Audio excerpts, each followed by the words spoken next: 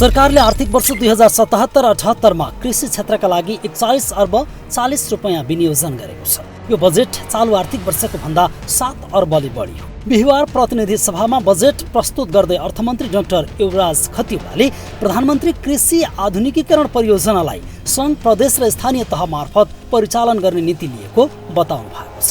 त्यसैगरी अनुदानको मल खरिदका लागि सरकारले 11 अर्ब रुपैयाँ बजेट विनियोजन गरेको छ, जुन चालु आर्थिक वर्षको तुलनामा 2 अर्ब रुपैयाँले बढी हो।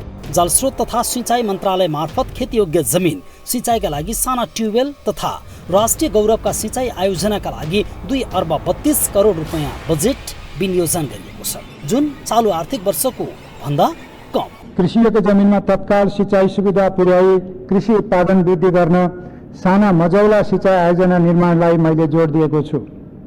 यसका लागि समृद्ध तराई मधेस सिंचाई विशेष कार्यक्रम अन्तर्गत आगामी वर्ष तराई र भित्री मधेसका 25 जिल्लाका 5000 स्यालो ट्युबवेल तथा 247 डिप ट्युबवेल जडान गरी थप 22,000 हेक्टर कृषियोग्य जमिनमा भूमिगत सिंचाई सुविधा पुर्याउन रु 2 अर्ब 32 करोड विनियोजन गरेको छु।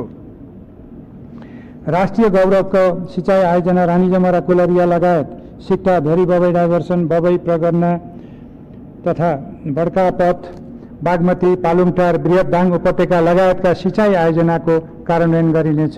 चालु आर्थिक वर्षमा कृषि तथा पशुपक्षी विकास मन्त्रालयका लागि 34 अर्ब 80 करोड रुपैयाँ विनियोजन गरे, जसमध्ये प्रधानमन्त्री कृषि आधुनिकीकरण परियोजनाका लागि 8 अर्ब 10 करोड तथा मल खरिदका लागि 9 अर्ब बजेट विनियोजन गरिएको थियो। कृषि बिमाको प्रिमियम उत्पादन भइसकेपछि तिर्न मिल्ने भएको छ। यसअघि बिमा गरेपछि तिरिहाल्नु पर्ने व्यवस्था गरिएको थियो। अर्थमन्त्री डाक्टर युवराज खतिवड़ाले आगामी आर्थिक वर्ष 2077-78 का लागि बजेट प्रस्तुत गर्ने क्रममा कृषि बिमाको प्रिमियम उत्पादन भइसकेपछि तिर्न मिल्ने व्यवस्था गरिने जानकारी दिनुभएको हो। आगामी वर्ष कृषि र पशुपालनका थप 250 पकेट क्षेत्र विकास गरी प्रत्येक स्थानीय तहमा कम्तीमा 1 कृषि पकेट क्षेत्र रहने सुनिश्चितता गरिनेछ। यसका लागि रु 3 अर्ब 22 करोड बजेट छुट्याएको छु। खाद्य स्वच्छता प्रवर्धन तथा नियमन गर्न कानुनी संरचना तयार गरिनेछ। आगामी वर्ष कर्णाली र गण्डकी प्रदेशमा खाद्य गुणस्तर प्रयोगशाला सञ्चालनमा ल्याइनेछ। विषादीको उपयोग सुरक्षित स्तरमा राख्न जनचेतना अभिवृद्धि र प्रभावकारी नियमन गरिनेछ। सबै स्थानीय तहमा घुम्ती प्रयोगशाला मार्फत माटो परीक्षण गरी उपयुक्त बिउ मल लगायतका कृषि सामग्री सिफारिस गर्ने व्यवस्था मिलाइनेछ।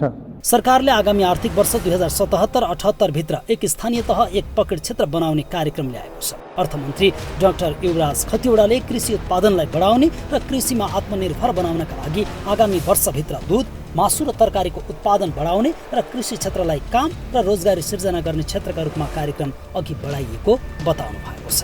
प्रधानमन्त्री कृषि आधुनिकीकरण परिमार्जन गर्दै एक स्थानीय तहमा एक पकेट क्षेत्र बनाएर कार्यक्रम ल्याइएको र यसका लागि 3 अर्ब 22 करोड बजेट छुट्याइएको खतिवड़ाको भनाइ छ। त्यस्तै रासायनिक मल अनुदानमा 11 अर्ब बजेट छुट्याइएको छ। कृषि उपजको बजार व्यवस्थापन गर्न 78 वटा कृषि बजार तथा हाट बजार सञ्चालनमा ल्याइने गरी स्थानीय तहसँग समन्वय गरिने कार्यक्रम रहेको छ।